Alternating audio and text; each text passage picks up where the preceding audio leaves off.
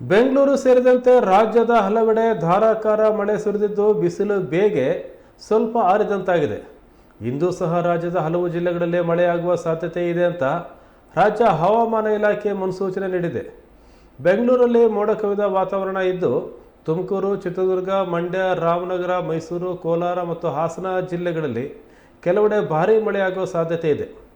ಬೆಳಗಾವಿ, ಧಾರವಾಡ, ಉತ್ತರ ಕನ್ನಡ, ಶಿವಮೊಗ್ಗ, ಉಡುಪಿ, ಹಾವೇರಿ, ದಕ್ಷಿಣ ಕನ್ನಡ, ತುಮಕೂರು, ಹಾಸನ, ಚಿಕ್ಕಬಳ್ಳಾಪುರ, ಕೋಲಾರ, ಬೆಂಗಳೂರು ಗ್ರಾಮಾಂತರ, ಬೆಂಗಳೂರು ನಗರ, ಚಾಮರಾಜನಗರ, ಮಂಡ್ಯ, ಮೈಸೂರು, ಕೊಡಗು ಜಿಲ್ಲೆಗಳಲ್ಲಿ ಗುಡುಗು ಸಹಿತ ಸಾಧಾರಣ ಮಳೆಯಾಗುವ ಸಾಧ್ಯತೆ ಇದೆ ಅಂತ ಹವಾಮಾನ ಇಲಾಖೆ ತಿಳಿಸಿದೆ.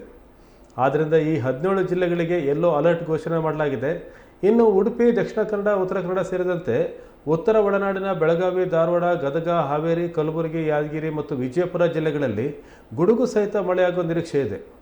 ದಕ್ಷಿಣ ಒಳನಾಡಿನ ಶಿವಮೊಗ್ಗ, ಚಿಕ್ಕಮಗಳೂರು, ಹಾಸನ, ಕೊಡಗು, ಚಾಮರಾಜನಗರ, ಮೈಸೂರು, ಬೆಂಗಳೂರು ಗ್ರಾಮಾಂತರ ಮತ್ತು ಬೆಂಗಳೂರು ನಗರದಲ್ಲಿ ಗಾಳಿ ಮಳೆ ಜೋರಾಗಿರಲಿದೆ.